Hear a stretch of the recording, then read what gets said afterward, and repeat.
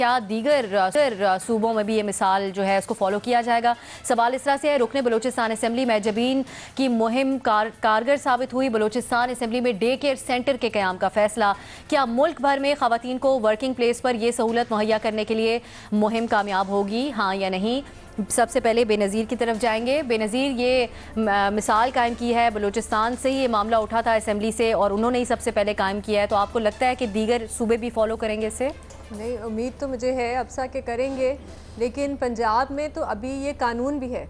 2014 में पंजाब में जब शहबाज शरीफ साहब यहाँ के वज़ीर आला थे तो तब उन्होंने ये लॉ पास किया था, बल्कि राना सनाउल्लाह साहब ने टेबल किया था और वो पास भी हो गया था कि हर इदारे में, पब्लिक हो या प्राइवेट हो, एक डे केयर सेंटर होना चाहिए ख़वातीन के लिए।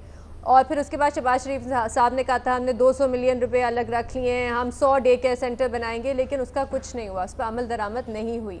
तो होना तो ज़रूर चाहिए। इसलिए अब सा कि हमने पहले भी ये बात की थी कि वर्ल्ड बैंक की एक रिपोर्ट आई थी, उसमें उन्होंने कहा था कि कुछ नहीं तो मईशत को पाकिस्तान की ठीक करने के लिए ख़वातीन को आपने वर्क फोर्स में लाना बहुत ज़रूरी है। अभी सिर्फ 20% ख़वातीन वर्क फोर्स में, वो ज़्यादातर इनफॉर्मल सेक्टर में जहाँ पर उनको कोई ख़ास पैसे भी नहीं मिलते, ना उनके कोई राइट्स हैं।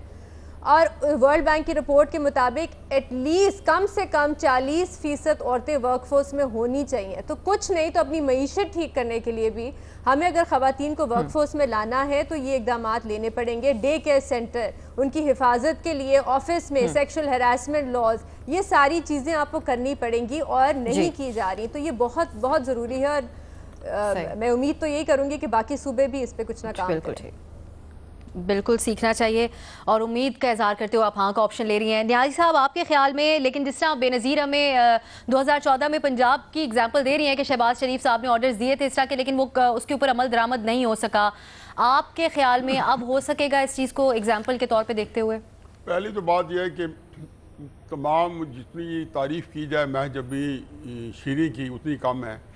ब्रेव लेडी, उसने बजाय उसको कोई एम्बेरस होती या कॉल डाउन होती, उन्होंने उसको टेकअप किया और फिर मंतकी अंजाम पे पहुंचाया।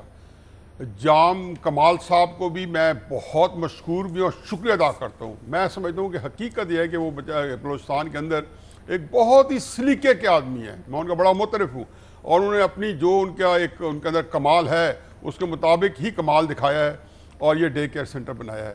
तो मुझे सिर्फ एक और बात ऐड करनी है कि यहाँ सुलेमान सूफी साहब थे पंजाब के अंदर, जो वो थिंकिंग ब्रेन था। अब साहब मैं आपको क्या बताऊं, ये सारी बातें या जो हम इतना मेहनत से डिस्कशन के बाद को एवॉल्व कर रहे हैं, उसके दिमाग से उमड़ बहर आती थी और उसको इम्प्लीमेंट कराता था। शहबाज शरीफ साहब उनकी सुनते थे। इसलिए आप देखें कि पंजाब में जो काम हुए बाकी सूबों के मुताबिक ज़्यादा हुए, लेकिन उसको उठा के उन्होंने बैर फेंका विदाउट रियलाइजिंग कि यार वो टेक्नोक्रेट है, उसकी आप फ़ायदा उठाएं। लेकिन जैसे बाकियों को उन्होंने निकाला है, इसको भी निकाल दिया। तो बहरहाल बहुत तारीफें महजबीन आपको खराज तहसीन पेश करते हैं हम सब। यकीनन वो खराज तहसीन की मुस्तक हैं। इसके ऊपर मज़हर अब्बास साहब, आप क्या समझते हैं? देखिए, पहले तो जिस तरह न्याजी साहब ने बात की, महजबीन को भी मुबारकबाद और जाम कमाल साहब को ख़ास तौर पे मुबारकबाद। और जाम कमाल साहब ये इनिशिएटिव लेके बाकी जगह भी, बाकी असम्बलियों में भी ये करवा सकते हैं उनसे बात करके। और सिंध को तो सबसे पहले करना चाहिए था, क्योंकि बेनज़ीर भुट्टो ने एग्जाम्पल सेट की थी इस तरह की चीज़ों की। तो इसलिए बहुत ज़रूरी होता यह है कि हम कवानीन बनाते हैं, असम्बलियों से पास करते हैं, रूल्स नहीं बनाते। आप जाएं सारी असम्बलियों में, ज़रा डेटा निकालें कि कितने रूल्स और बिजनेस बने हैं, कितने। जब असम्बलीज रेजोल्यूशंस पास करती हैं, कवानीन पास करती हैं, उसमें सालों लग जाते हैं। तो ये इनिशिएटिव बहुत इंपॉर्टेंट और बहुत ज़रूरी है, ये चीज़ जिस तरह बेनज़ीर कह रही थी। और इसमें मेरा ख्याल है कि इसमें इनिशिएटिव लेना चाहिए। जाम कमाल साहब को जो उन्होंने वो एग्ज़ाम्पल सेट की हैं, ये चीज़ कौमी असम्बली में भी, सेनेट में भी, चारों सूबाई असम्बलियों में भी, और फिर इनकी प्रोविंशियल गवर्नमेंट और मरकज़ी हुकूमत को इस पे इनिशिएटिव लेना चाहिए और जितनी जल्दी हो उतना अच्छा है, क्योंकि सूरत हाल बड़ी ख़राब है। आपके यहाँ जो वर्किंग प्लेसेस हैं वहाँ ये सूरत हाल बहुत ख़राब है हमारे यहाँ। तो मेरा ख्याल है कि जाम कमाल साहब भी मुबारकबाद के हैं और मुस्तहिक हैं, और माजबीन जिन्होंने ये इनिशिएटिव लिया था वो वाकई उनको क्रेडिट जाता है। अगर और जगह भी सेंटर्स बनते हैं तो क्रेडिट उन्हें ज़रूर जाएगा, उन्हीं को जाएगा, उन्होंने बुनियाद रखी है। महमल, आप क्या समझती हैं?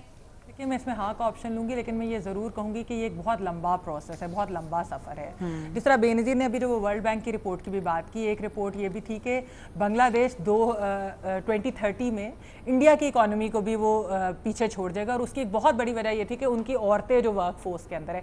पाकिस्तान अनफॉर्चुनेटली उन चंद ममालिक में से जहाँ पर हमारी वुमेन वर्क फोर्स कम हुई है, एक्चुअली परसेंटेज कम हुई है, और उसकी एक बहुत बड़ी वजह ये डे केयर सेंटर्स वाली चीज़ है। क्योंकि देखिए आपके अस्पतालों में वो डॉक्टर्स का भी इशू, फीमेल डॉक्टर्स का भी उठा था कि वो क्यों नहीं करती।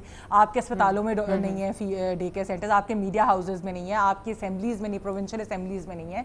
अब इधर बन गया, नेशनल असेंबली में तो खैर है, बट ये कि आपके नॉर्मल प्राइवेट ऑफिसेज में भी नहीं है। औरतें क्यों प्रेफर करती है मल्टीनेशनल्स में जाना? क्योंकि वहाँ पे प्रॉपर डे केयर सेंटर्स होते हैं। लेकिन जाहिर बात है वो बहुत ज़्यादा जॉब्स तो नहीं होती, आपके दूसरे उसमें आना चाहिए।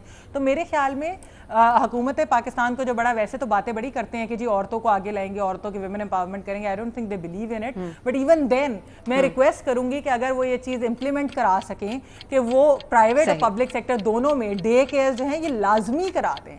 ये बिल्कुल होना चाहिए, क्योंकि जब तक ये नहीं होगा हमारी औरतें आगे नहीं बढ़ेंगी और हमारी मईशत में भी वो अपना किरदार अदा नहीं कर सकती। बिल्कुल ठीक, बिल्कुल। भट्टी साहब, आप समझते हैं दीगर सूबों के वज़रा आला को भी इसके ऊपर इक़दाम करने चाहिए फौरी तौर पर?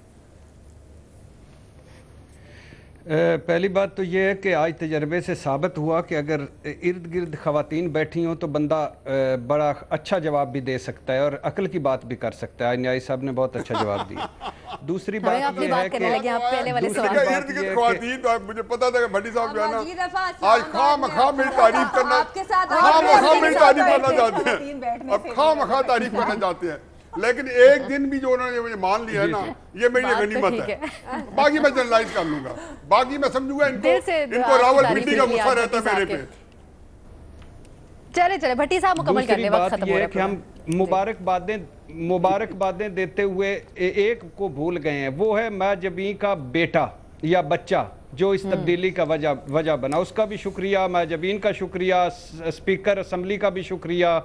और अगर हम सारे मिल जाएं तो ये मुहिम कामयाब हो सकती है। क्या चीज़ है जो नहीं की जा सकती? अल्लाह करे ऐसा हो और हर जगह पे ख़वातीन का हो। और ये सही कहा इन्होंने, जब तक ख़वातीन हमारे साथ हर शोबे में नहीं होंगी हम तरक्की नहीं कर सकते। बिल्कुल।